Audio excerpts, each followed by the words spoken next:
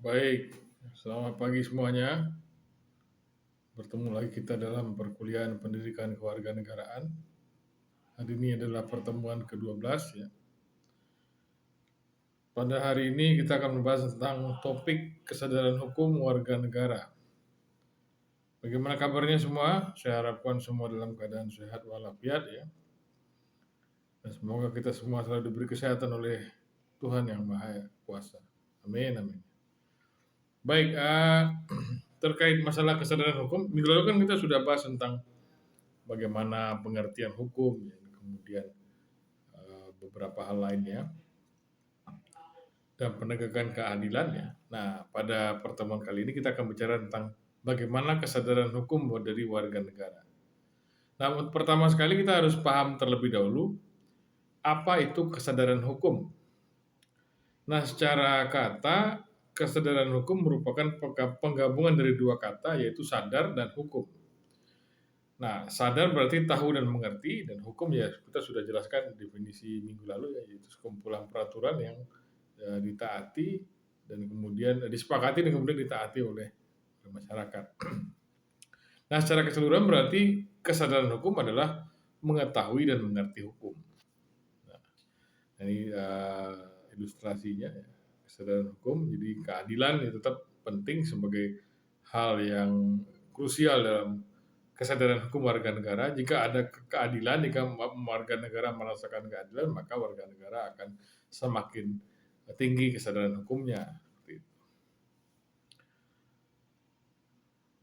Baik, menurut Ewick and Silby, kesadaran hukum ini beberapa definisi ya dari para ahli terkait kesadaran hukum. Yang pertama saya sitir dari Ewick and Silby.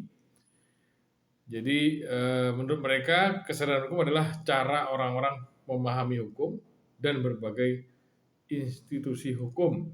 Nah, hal ini pada dasarnya memberikan makna kepada pengalaman dan tindakan orang-orang. Jadi bagaimana orang memahami hukum, ya, dan bagaimana orang-orang paham institusi hukum itu apa saja, itulah yang dimaksud sebagai kesadaran hukum menurut Ewick dan Silby.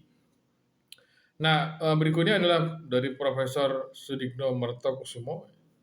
Jadi kesadaran hukum adalah apa yang seharusnya kita lakukan ya. Jadi kita sadar tentang apa yang seharusnya kita lakukan atau yang kita perbuat dan apa yang seharusnya kita tidak lakukan atau tidak perbuat.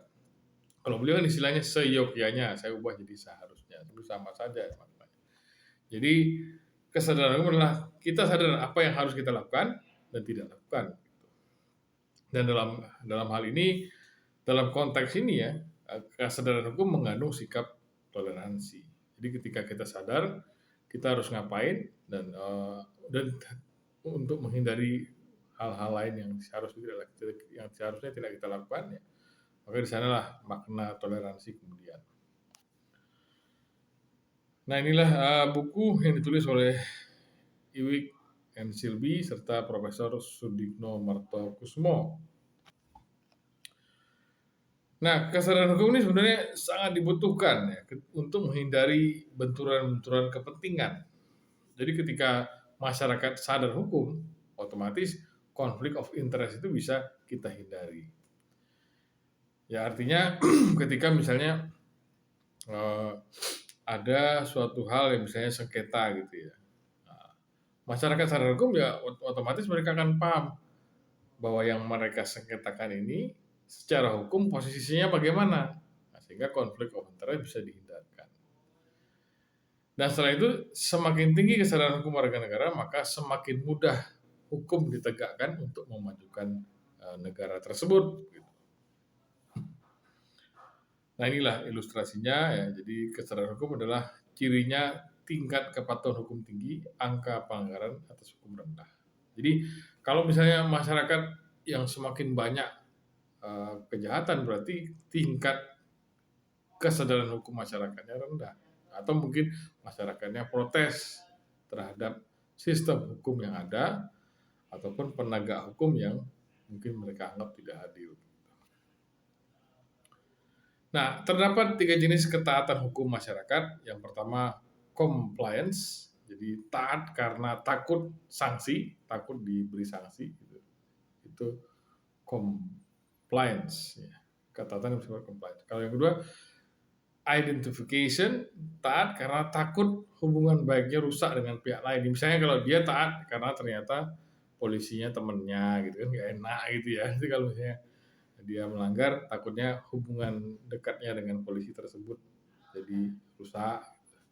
Yang ketiga, internalization, jadi taat karena sadar bahwa aturan hukum yang ditaatinya sesuai dengan prinsip-prinsip moral yang dia miliki.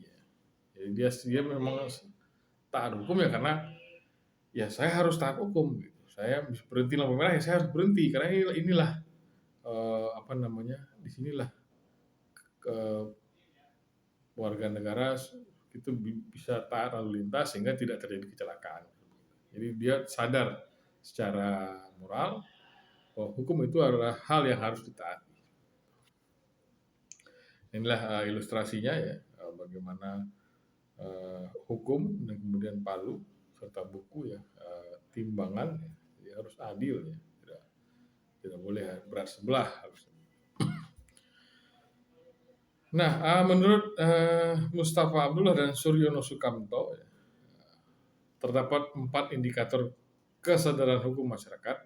Yang pertama, pengetahuan hukum. Semakin masyarakat tahu, maka pelanggaran hukum ya, maka pelanggaran hukum akan menjadi semakin minim.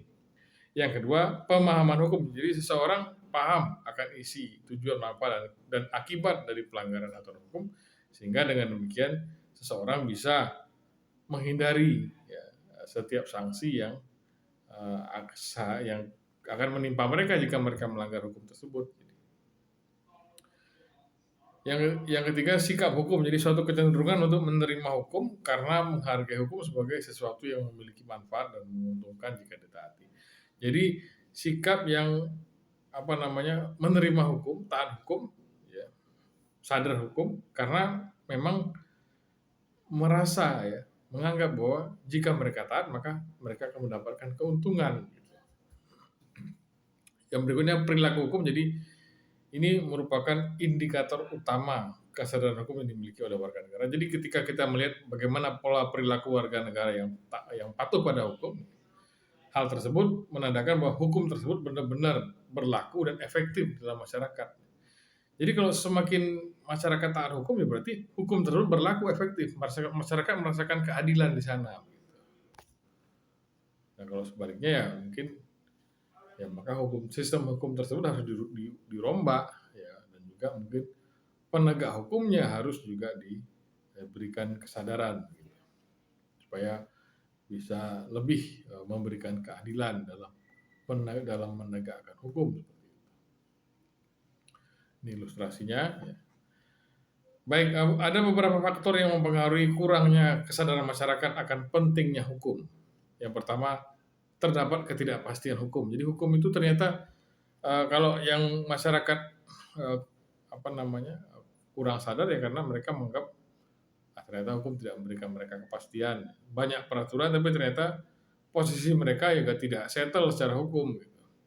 Yang kedua, peraturan sifatnya statis, jadi kaku, tidak mengikuti perkembangan zaman. Ya, misalnya kalau dulu harus ujian nasional, sekarang juga tetap harus ujian nasional, gitu. Padahal ternyata ada seleksi lain yang lebih baik.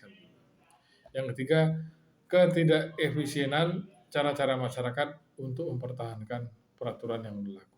Jadi peraturan yang berlaku itu kan sebenarnya menyesuaikan bagaimana masyarakat bisa mempertahankannya. Kalau ternyata masyarakat tidak efisien dalam mempertahankan peraturan yang berlaku, maka ya bisa mempengaruhi kurangnya kesadaran masyarakat akan pentingnya hukum. Begitulah 3 faktor yang mempengaruhi kurangnya kesadaran masyarakat akan pentingnya hukum. Nah inilah contoh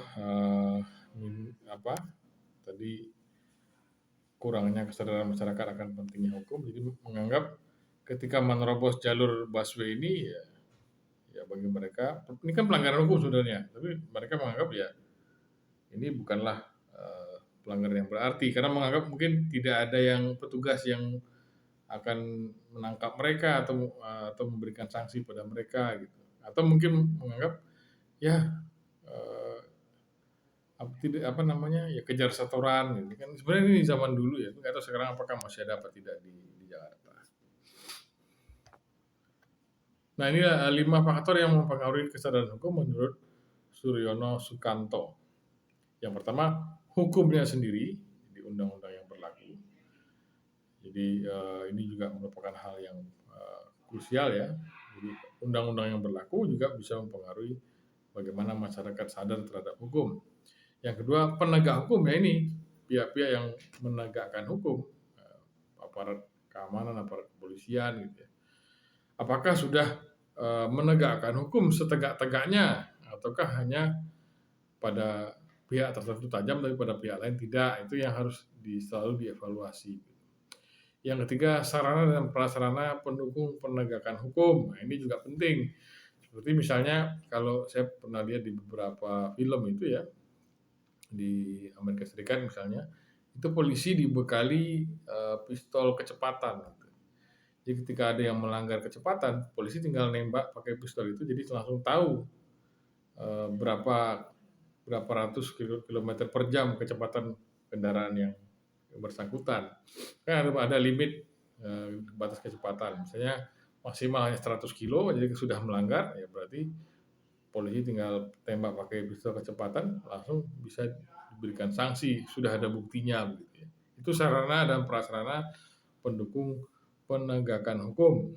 Yang keempat, masyarakat. Jadi bagaimana lingkungan tempat hukum tersebut berlaku dan diterapkan, apakah masyarakat masyarakatnya patuh pada hukum apa tidak, gitu.